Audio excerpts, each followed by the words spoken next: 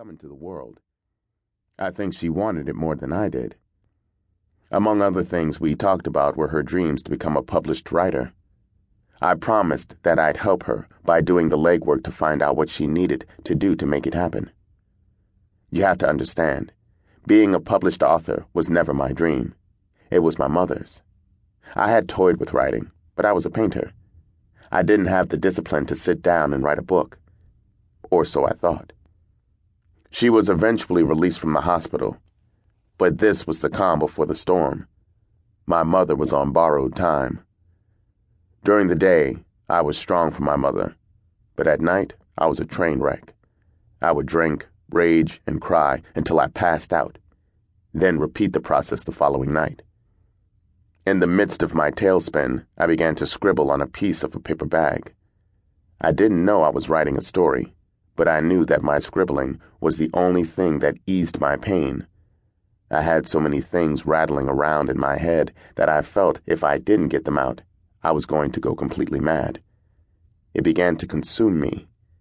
I didn't realize it at the time, but my mother was passing me her gift. The weaker she got, the stronger I got, and the more I wrote. My paper bag scribbling graduated to a notebook, and eventually my thoughts were coming so rapid that I needed a quicker way to get them out. I needed a computer, but couldn't afford one at the time. My Uncle Eric, who lived on the other side of town, offered to let me use his computer, but the catch was I had to get to his place before he left for work. So every morning at about 6 a.m., rain, snow, or shine, I would walk across town to my uncle's. When he came home in the evenings, I would be in the exact same place he left me, hunched over the computer, typing with one finger and surrounded by empty 40-ounce bottles. He wasn't sure what I was working on, and he never asked. He just knew that it was helping me through my tough time, so he let me be. Somewhere along the lines, I sobered up enough to read over what I was writing. I was utterly shocked. I had been in such a deep state of depression that I was writing without thought, purely off instinct, and my ramblings had developed into a novel. Granted, not a very long novel, but it was mine. It was a gritty, yet poetically tragic tale of the very war that was raging within my soul. The good son versus the bastard child. When I read it, all I could say was, "That shit is gangsta!" And so, Gangsta is what it was titled. Even with this great miracle that had occurred, I was still not able to process the fact that I had the ability to sit down and write a book. All I was thinking about was making some quick cash off the words I had written, so I could feed the child I had on the way. One thing I vowed that I would never do was feed my child with dirty money.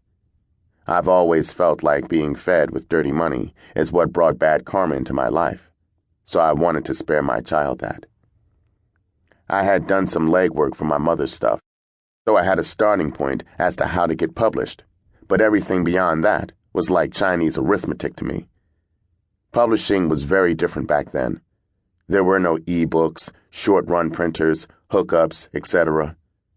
To get your work to the people, you had to grind until the soles of your feet bled, then grind some more. The fact that chick lit was what was selling back then, and I was writing about killers, didn't help my cause much either. I was a square in a room full of circles. My mother had been admitted back into the hospital. The last time I saw her, she was in a coma and breathing through a ventilator.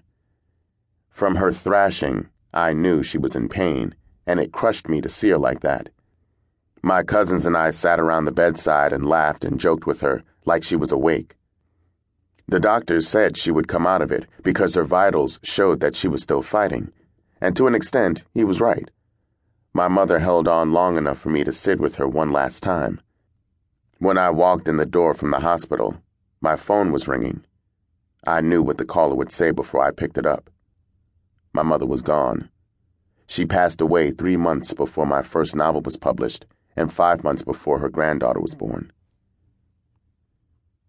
Losing my mother had stoked an already building fire.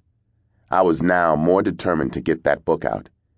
When I couldn't get 2 minutes with a major publisher, I decided to try to self-publish, but had no idea what I was doing. To keep listening to this audiobook, I've left you a link in the description so you can do it, at no cost thanks to Audible's 30-day free trial.